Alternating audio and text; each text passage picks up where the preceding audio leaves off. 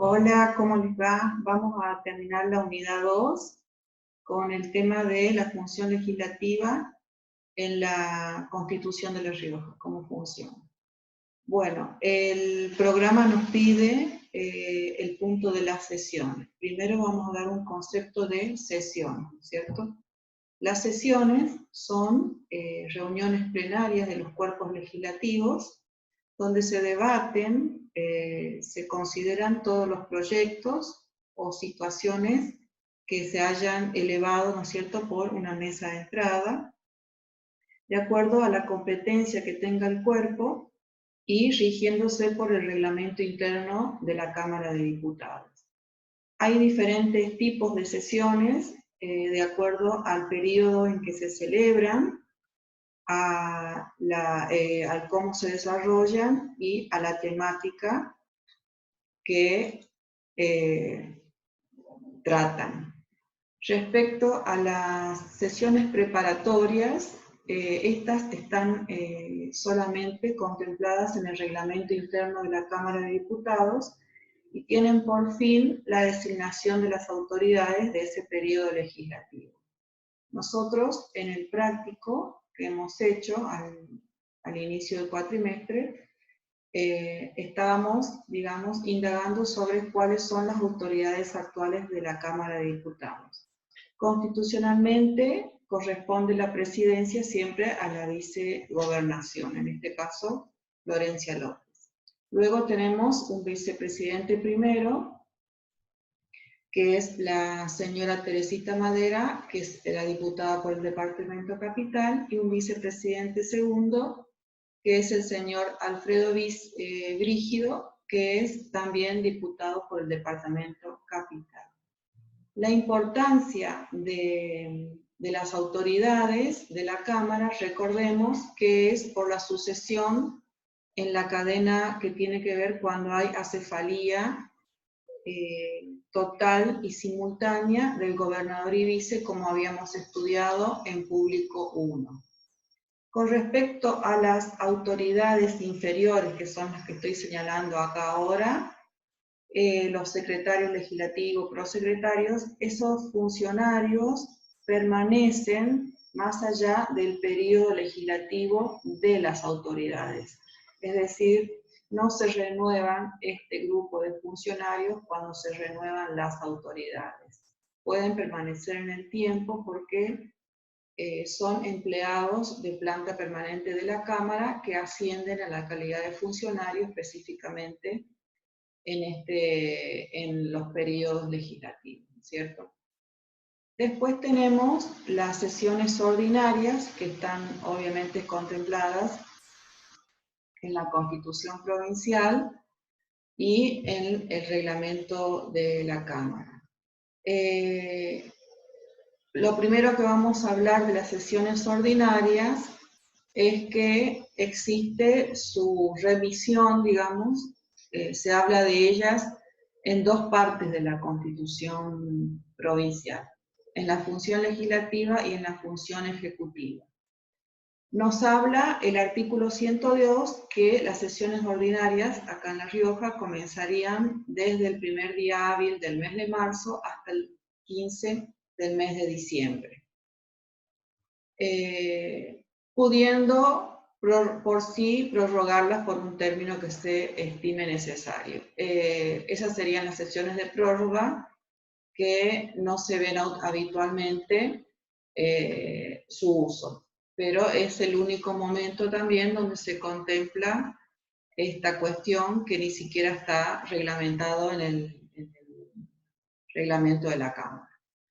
Con respecto a esto, voy a hacer una crítica con el periodo ordinario de este año, en virtud que en el 2020 se debió iniciar la sesión el 2 de marzo, que cayó lunes, y no el 1, que cayó domingo, debido a que la Constitución contempla el primer día hábil. Esta palabra hábil significa el día en que la administración pública está funcionando, ¿no es cierto?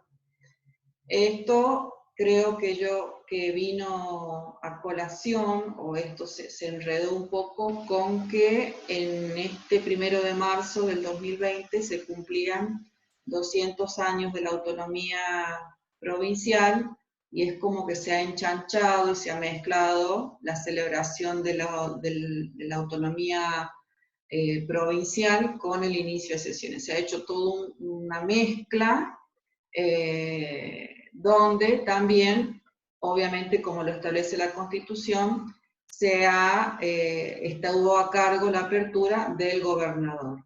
Nosotros, si vamos a la Constitución provincial, vemos que una de las atribuciones del gobernador es informar a la Cámara de Diputados al iniciarse cada periodo ordinario de sesiones ordinarias. Entonces, como la convocatoria, o sea, a sesiones ordinarias, se dio el primer día hábil, que fue el domingo, el gobernador abrió las sesiones. En estas sesiones también se fija día y hora, ¿no es cierto? Fija día y hora. En este año, el día y hora de la sesión se ha fijado los días jueves a las 9 de la mañana, excepto los últimos jueves. Es decir, en resumen, en este periodo ordinario sesionan los 3 primeros jueves de cada mes. También hay algo que el reglamento establece con respecto a las ordinarias, que ese día, la Constitución, ese día también se hace el sorteo de la sala acusadora y sala de sentencia en cuanto al procedimiento de juicio político. Y dice la Constitución que si hubiera número impar, la sala de sentencia tendrá un miembro más. En este caso, yo que estuve viendo la apertura de sesiones este año, no he visto ese sorteo. Seguramente lo han realizado en la primera sesión de ese jueves de marzo, pero yo no lo he visto a esto que indica la Constitución en el artículo 102 de que hayan hecho el sorteo con un bolillero, ¿no es cierto?, al azar de quienes conformarían la sala acusadora y quién es la sala de sentencia.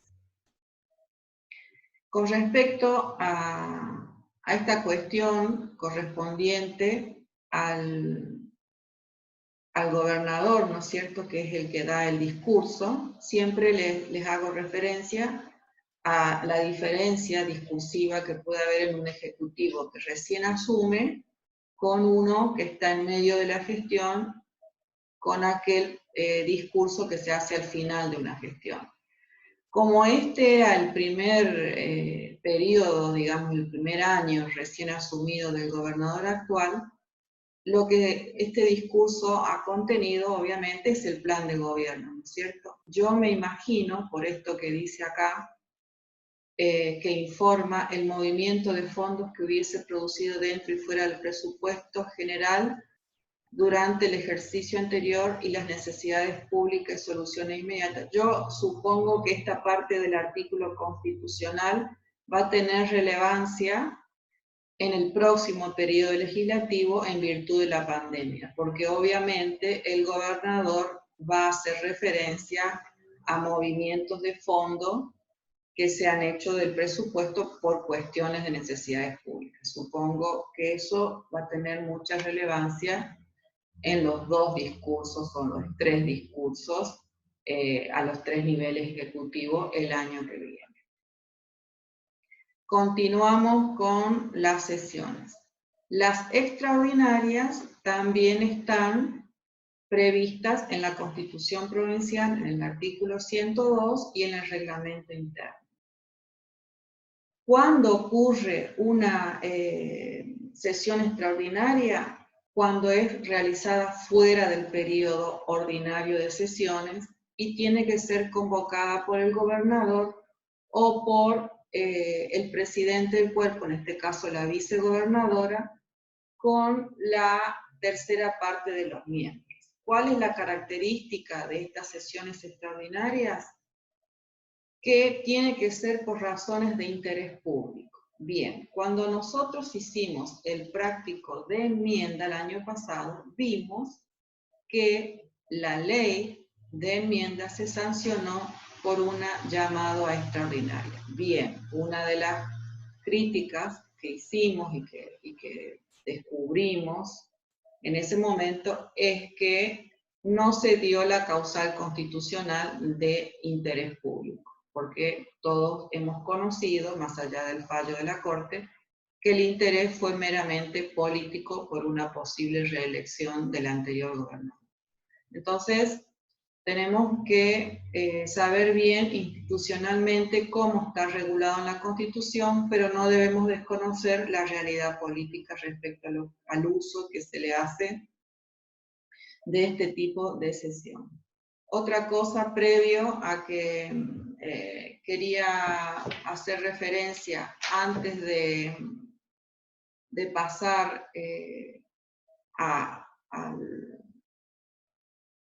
a otros temas, en una cuestión genérica de las sesiones que ahora está en mucho debate y discusión, es respecto a el aislamiento social y obligatorio definido. Ha hecho que ustedes han escuchado que la presidenta del Senado ha solicitado a la Corte que se expida al respecto, y la Procuradora de la Nación, que sería el paso anterior a que la Corte sentencie, ha dicho, no le ha dado lugar a esto. Bien, nosotros estamos intentando establecer la división de poderes y que los poderes deben autorregularse por su régimen. Nosotros vamos entonces a buscar en nuestro reglamento de la Cámara de Diputados de La Rioja si está contemplada que la Cámara sesione fuera del lugar destinado a tal fin. Y encontramos que eso está, está regulado en el artículo 25 del reglamento de la Cámara de Diputados y sin perjuicio de ello no se está utilizando por parte de la legislatura de La Rioja.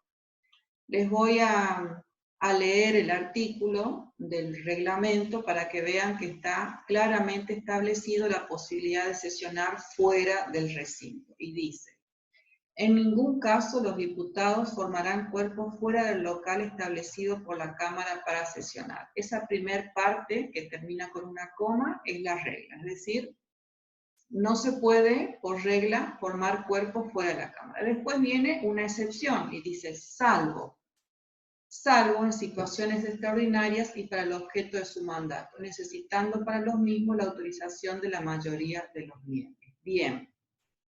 Esa palabra situación extraordinaria cabe perfectamente, literalmente, digamos, sin buscarle o rebuscarle una ambigüedad, de que estamos viviendo una situación extraordinaria. O sea, perfectamente la Cámara debería estar sancionando de la manera que elija, virtual, en espacios abiertos o de cualquier otra manera. Y lo único ambiguo que hay en el reglamento es el requisito, y dice necesitando para los mismos la autorización de la mayoría de los miembros. Bien, supongo que es la mayoría total de los miembros. Tampoco me dice qué mayoría, entonces puedo apelar a una mayoría simple, la mitad más uno.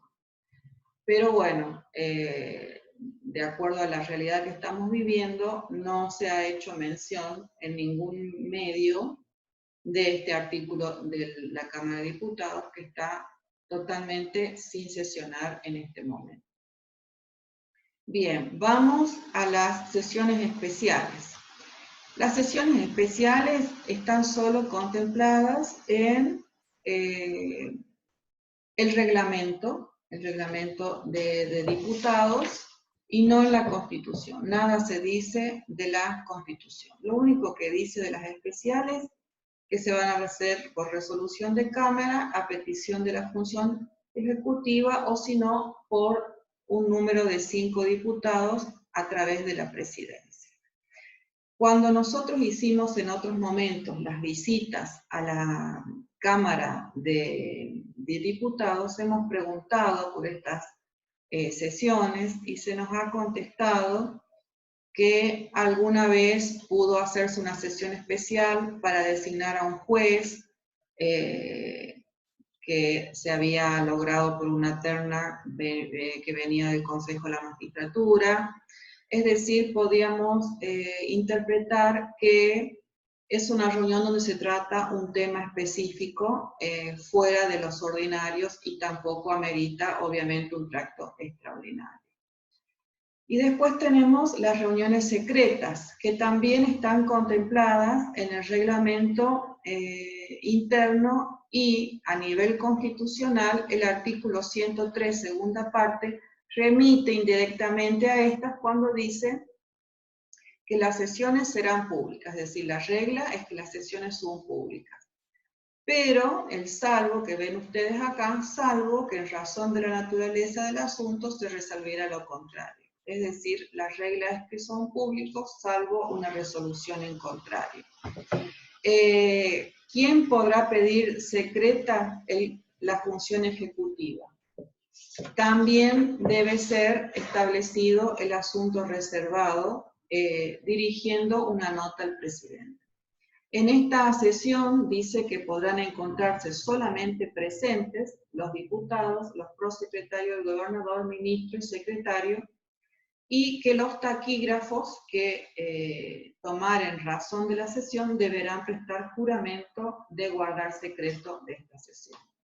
También hemos preguntado en la visita a la Cámara de hace años anteriores sobre esto y nos han dicho que fue uno de los casos que se trató es cuando se tuvo que sancionar a un diputado por haber tenido un exabrupto en la vía pública para sancionarlo y para no resentir, digamos, su investidura, se ha tratado la sanción en forma secreta para que no llegue a conocimiento de los medios de comunicación los pormenores del asunto que se trataba. Bien, entonces, las sesiones, ya vimos el concepto, vimos la clasificación, ahora vamos al quórum. El quórum, digamos, es el número mínimo de legisladores para sancionar. En la Constitución, en el artículo 103, establece que es la mitad más uno, serían 19 diputados. El reglamento especifica qué pasa cuando no se llega a la mitad más uno. Y establece que si no hay quórum en 2 llamados, se puede compeler a los que están ausentes por el 1/3 de los presentes, es decir, 1/3 de los presentes sería 36, dividido 3, sería 9, con 9 diputados se podría compeler a los que están ausentes. Y una vez realizado este procedimiento, pueden esperar 30 minutos a que se presenten y se levanta la sesión con toma de asistencia de los presentes. Recordemos que se toma asistencia, el reglamento establece un pormenorizado procedimiento de cuando faltan, de cuando piden licencia. Solo me voy a referir a lo más relevante de este procedimiento, no a lo minucioso. Respecto a la licencia o permiso que piden los diputados cuando cumplan, recuerden ustedes el artículo 92 que hablábamos de las incompatibilidades de los diputados, que no podían cumplir cargo en la función pública nacional, provincial o municipal sin permiso o autorización de las cámaras. Bien. Esto puede ser acordado por la Cámara, dice que no puede ser, no puede exceder el año legislativo, dice el reglamento. Pero nosotros sabemos que hubo muchos casos donde un diputado ha ocupado una función ejecutiva, como ha sido el caso del actual ministro de de Salud, que fue diputado hace unos periodos atrás, sabemos perfectamente que se ha excedido en el año de cumplimiento de las funciones, ¿no es cierto? Entonces, este reglamento no sé hasta qué punto se cumple, o debe haber algún mecanismo interno donde anualmente se le renueve, lo desconozco, pienso con criterio que se le debe renovar por resolución de la Cámara el permiso o por una cuestión en plenario de la Cámara, ¿no? Dado que obviamente un presidente de Cámara no puede suplantar la decisión de todos los miembros. Con respecto a, ahora vamos al tema comisiones. Bueno, las comisiones, obviamente el trabajo relevante, ¿no es cierto?, de la Cámara se realiza en comisión. Las comisiones existen nada más ni nada menos que para hacer una división de trabajo y una especialización para el cumplimiento de las funciones. Siempre pensamos, ¿no es cierto?, que los diputados van a ocupar las comisiones de aquellos temas que se encuentren más afines. Pero muchas veces los legisladores que nos representan no tienen una formación específica en alguna profesión, por lo tanto, esto, digamos, a veces no es tan así, digamos. Lo que sí podemos decir, solamente algo, digamos, rígido, que en las comisiones, en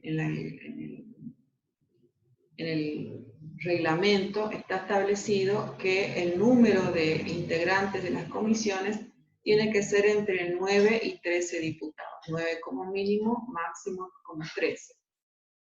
Y que las sesiones deben funcionar en días que no sean, las comisiones, perdón, deben funcionar los días que no sean las sesiones ordinarias. Deben hacerlo en días aparte. También sabemos que las comisiones se expiden a través de dictámenes por la mayoría y por la minoría, y que el debate interno es en general y en particular. Este número va a variar entre 11 y 15 en estas comisiones que puse acá, que son las comisiones más relevantes que tiene, que son comisiones permanentes, ¿no es cierto?, que son las de Asuntos Constitucionales, Justicia, Peticiones, Poderes y Reglamento, la de Legislación y Asuntos Municipales, la de Presupuesto, Hacienda, Finanzas y Control de Privatizaciones, y de Cultura, Educación, Ciencia y Tecnología. Estas 4 comisiones tienen el régimen especial que puede haber entre 11 y 15 miembros. Cada comisión tiene un presidente, un vicepresidente y un secretario, ¿no es cierto? La firma de los dictámenes van elevadas al plenario con la firma de estas 3 autoridades. Bien.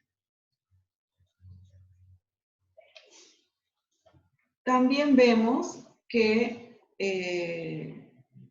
la Constitución ha remitido especialmente a la comisión permanente. O sea, si nosotros buscamos en la Constitución dónde está contemplado el tema de las comisiones, encontramos en el artículo 101 esta comisión permanente que está fuera de lo normal, digamos. O sea, es una comisión que se arma en el seno de la Cámara de Diputados anualmente, y el carácter de permanente significa que funciona aún en periodo de donde no sesiona la Cámara, es decir, funciona de enero a enero, podríamos decir.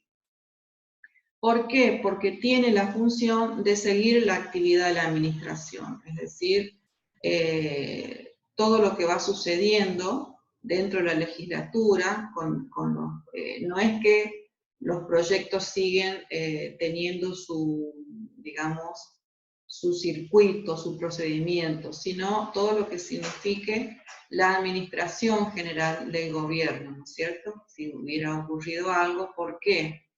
Porque puede promover la convocatoria de la Cámara siempre que fuera necesario. Es decir, con esta cuestión de la actividad de administración pueden suceder muchas cosas.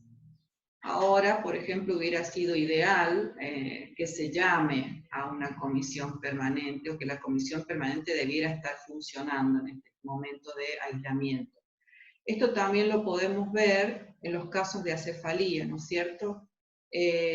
Supónganse que de un momento a otro sucede una cefalía total y permanente del gobernador y vice, entonces obviamente es necesario llamar, como lo habíamos estudiado el año pasado, llamar a sesión, ya sea dentro de los 3 días o las 24 horas, según fuera periodo ordinario o fuera del periodo de sesiones, para designar, ¿no es cierto?, la autoridad que va a continuar o a llamar a elecciones del gobernador. Estamos hablando de la cefalía, ¿cierto?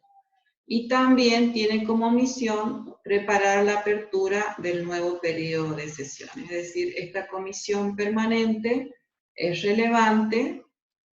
Los miembros nunca son los mismos, ni tampoco son estables, ¿no es cierto? Se va eligiendo dentro del seno de la Cámara de Diputados. Otra comisión que está nombrada por la Constitución y que para lo que ya han estudiado ustedes en el práctico de técnica legislativa, está fuera de lo que, o sea, está regulada dentro de lo que va explicando el juicio político. Es la comisión investigadora. Lo llamativo de esta comisión es que si uno va a al reglamento interno, no habla de esta comisión, no pormenoriza los detalles de cómo funciona, sino que lo hace la Constitución, que está mal desde el punto de vista de la técnica legislativa. La Constitución establece el plazo que tiene que funcionar, o sea, es una cuestión menor que no debiera estar puesta a nivel constitucional, sino que hubiera estado reservada, debiera haberse reservado a el reglamento interno. Y también, obviamente, en virtud que esta comisión funciona, en virtud de cuando se inicia un juicio político a un funcionario, la función principal es realizar todas las diligencias necesarias para reunir la información que lleve a elevar a la acusación del sujeto pasivo, del funcionario, o de desestimar, ¿no es cierto?, la acusación. Entonces, esta comisión también está contemplada como la permanente a nivel constitucional. Otra comisión también, que está desde el punto de vista del epígrafe, está mal, está también dispersa dentro del Poder Legislativo y le ponen de epígrafe investigación. No tiene sentido. Este epígrafe no condice digamos, con que esto es una comisión. De última, debiera llamarse comisiones especiales o algún nombre que identifique que es facultad de la Cámara designar comisiones con fines de fiscalización e investigación. ¿Me entienden? Entonces, el epígrafe está mal, es otra comisión que habla la Constitución y que en el reglamento no está identificado el procedimiento, ni el número de miembros, ni nada. Está, digamos, de una manera ambigua, contemplada, y dice que esta comisión se puede establecer, digamos, en cualquier dependencia, cuando hubiere intereses comprometidos del Estado. Y también pone algo, autoriza, digamos, a realizar allanamiento con autorización del juez competente. O sea, dice algo obvio que está establecido en realidad en las normas procesales. No tiene por qué la Constitución regular esto que es procesal penal, ¿no es cierto? Porque dice para realizar la práctica, obviamente que hay que requerir autorización del juez, o sea, no hay ninguna novedad, ¿Por qué? Porque no hace falta decirlo, porque en realidad el sistema penal, procedimental, ya lo tiene establecido. Entonces, también esto no corresponde, este artículo, desde el punto de vista de la técnica legislativa, ya que estamos hablando, está bastante dudoso redactado y se presta a muchas confusiones porque esta comisión tampoco está regulada en el reglamento interno, entonces se puede hacer cualquier cosa, no sabemos cuántos miembros pueden ser, este tema de estar en entidades privadas, hasta qué punto pueden constituirse en entidades privadas, bueno, es muy laxo la redacción de esta comisión. Y por último, tenemos esta comisión, digamos que es la más importante, y sin perjuicio de ello está solo establecida en el reglamento interno, y es la Comisión de Labor Parlamentaria. ¿Por qué es relevante? Por la composición y por las funciones que tiene. ¿Por qué la composición? Bueno, está conformada por la presidente, el vicepresidente, sería la vicegobernadora, la vicepresidente primero que vimos, que es Teresita Madera, los presidentes de bloque y los representantes de las comisiones permanentes. Esta palabra de comisiones permanentes, ¿a qué se refiere? No es a la comisión permanente que vimos que está en la Constitución, sino a las comisiones fijas, las que están siempre, a pesar que pasen los periodos legislativos, que actualmente son 11 comisiones. Están escritas en el reglamento interno. ¿Por qué es importante esta comisión y relevante? Es una comisión lógicamente muy política, porque esta es la comisión que prepara el orden del día, es decir, de los asuntos centrados, el orden del día de las sesiones lo prepara esta comisión. También es la comisión que informa el estado de trabajo de cada comisión y realiza las diligencias pertinentes. Es decir, al estar los presidentes de bloque, obviamente tienen información de qué está haciendo cada comisión de su gente, y también, obviamente, los representantes de las comisiones van informando en qué estado están los proyectos que les llegaron a su conocimiento y análisis. Y otra función principal también es resolver los pedidos de pronto despacho y las consultas que provengan de los bloques o los de diputados. Es decir, vendría a ser como un órgano asesor, prácticamente se viene a constituir.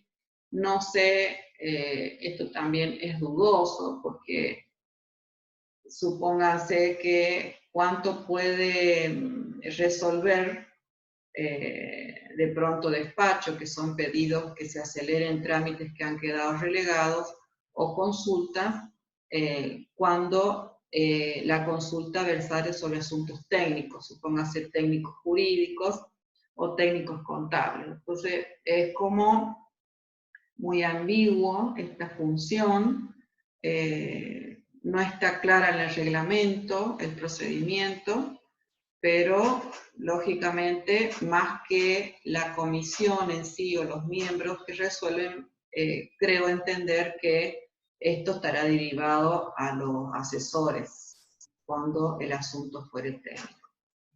Bueno, el tema de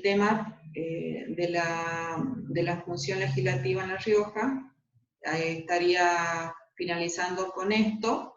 Cualquier duda, este video está subido en YouTube, así que hacen las preguntas ahí o por el aula de